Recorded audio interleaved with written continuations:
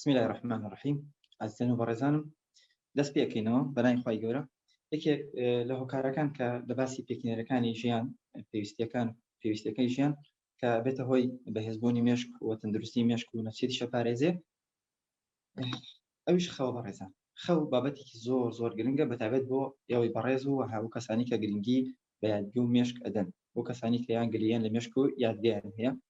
بەڕێزان، خەوی ناڕێک طبعا خەو زانیاریەکان ئەنێرە بۆچی؟ بۆ شوێنی وەکوڵە عەمیق، قوڵ و بەهێزی مێشک. یعنی بە معنایەکی تر لە کورتمەوداوە ئەنێرە بۆ درێژمەودا و بۆ گەنجینە. ئەگەر ئەتەوێت زانیاریەکان و مێشکت بەهێز بێ، معلوماتەکان جێ ماوەیەکی زۆرتر لە مێشکە بە شێوەیەکی دروست بمێنێتەوە و بەبیر بێتەوە، ئەوە لە کاتی خەوە ئەم عەمەلیە ئەنجام ئەدرێت. ئەم ئیشە کە خەوە ئەنجامی ئەدا، یعنی خەوێکی ناڕێک ئەم شتانە تێکەدا بەڕاستی.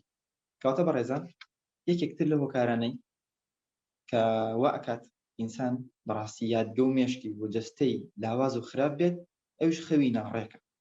لە هەمان کاتە ئەدەوێت یادگە و مێشکت باش بێ و جەستەت تەواو بێ، ئەوە پێویست بە خەوێکی ڕێک و پێک و تاوا هەیە، خەوتنی دروست و هەستانی دروستە بەڕێزان. چونکە بۆ خەو ئەبێتە هۆی تازەکردنەوەی خانەکانی مێشک و حتا جەستێش ئەبێتە هۆی تازەکردنەوەی، جارێکی تریان ڕیفرێشە بنەوە و مادە زیان بەخش و ژەهرەکان لە مێشک دەرئەکەن. بەڕێزان، خەوی ناڕێک ئینسان طبعا وتمانە کەسی وایە خەوێکی زۆرەکە، بەڵ ئەم بە قسەمان لەسەر چییە؟ قسەمان لەسەر خەوی ناڕێکە. کەسێک ئەگەر خەوی ناڕێکی هەبوو، ئەوە چیە بێ؟ بێهێزی و بێتوانایی دروست ئەکا لە لەشی مرۆڤە. ئەم بێهێزی و بێتواناییە شەکەتی بۆ ئینسانە هێنێ. ئەم شەکەتە پێویستی بە وزەیەکی زۆر هەیە بۆ ئەوەی هەڵسێتەوە و ئیشەکانی بکە، هەڵسێ بە کارە زەینیەکان یان کارە جەستەیەکانی، پێویستی بە وزەیەکی زۆر هەیە. ئیشارەت ئەنێردرێ بۆچی؟ بۆ گەدە کە پێویستی بە خۆراک هەیە، چکە وزەیەکی زۆری ئەوێ.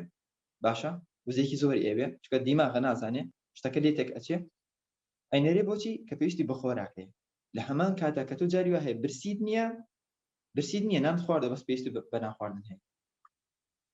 ئەمە هۆکاری چییە؟ جاری وایە ناڕێکی لە خەوە وات لێکا پێویستی بە خۆراک هەیە، برسیش نیت، یان پێویستی بە وزەیەکی زۆرە، چکە تووشی شەکەتی بوویتە، ماندوویەتی بوویتە، پێویستی بە وزەیەکی زۆرە، پێویستی بە خواردنی زۆرە، پێویستی بە کافاینێکی زۆرە بۆی بە حاڵەتەکان ئاسایی بکاتەوە.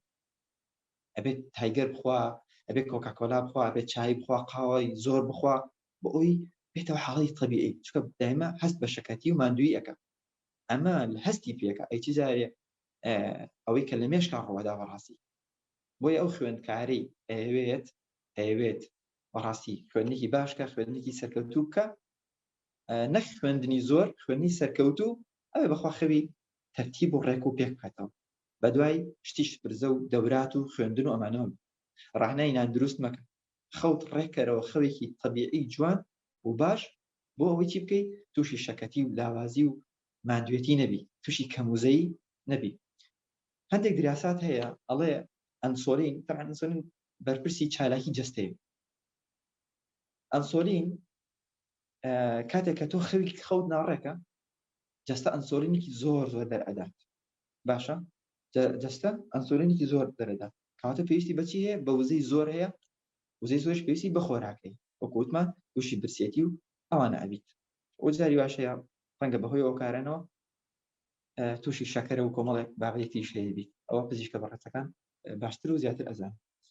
بەڕێزان، جەستە لە هیچ حاڵەتێکە ناتوانێت پاشماوەی ژەهر مادە ئەو ژەهریەکانە توتە لەشەوە دەربکات، یان حتا مادە ئاسایی طەبیعیەکانیش دەربکات، ئیلا لە کاتی خەوان نەبێت.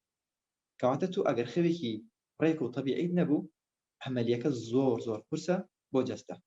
بۆیە خەڵکیە بینی خوا پەنامان بە لە ماوەی 8 سەعاتە 900 کەس داخلی خستخانەی تەنها هیواک لە هەرێمۆچکەیەکی دووسێ شاریە، لە 8 سەعاتە 900 کەس نەخەومانخەوە، مناڵ دووسێ ئەخەوێ، بەیانی نازانی کەی هەڵەسێ، شەو تا ئەخەوێت چای ئەخوات و نازانم شت ئەخوا، بەیانی هەڵە. یعنی خەوی ناڕێک، خواردنی زیان بەخش و ناڕێک، ئەمانە بەڕاستی مێشک و یادگەت تێکەدەن. جەستەی تێکداوین جارە و مێشک و یادگە ئیتر نازانم بەڕاستی چۆن ئیشەکە. بۆیە ئەتەوێ یادگە و مێشکین بکە، باش بکات، ئیش بکە و لەو لاوازیە نەجاتی بێ، بەڕاستی ئەبێ خەوت تەرتیب و منەظەم بکەیتەوە. وەکو وتمان بیرهێنانەوەی باش و خوێندنی باش یعنی خەوی دروست و تەواو. خەوی دروست و تەواو، نەک خەوی زۆر، نەک خەوی کەم. وەڵڵا من فریا هیچ ناکەم ماوەس ئاسایە 3 سەعات بخۆم لە شەو ڕۆژێکە، نەخێر ئاسایی نی. مێشک ئەگە بە شێوەیەکی زۆر باش ئیش بکە، جارێ 7 ساعتیش خەوتووە. 7 ساعتیش خەوتووە. بەڵام 1 ساعتی جاری وا هەیە مێشک 1 ساعتی بەقەدەر 7-8 ساعتی ئیش ئەکات.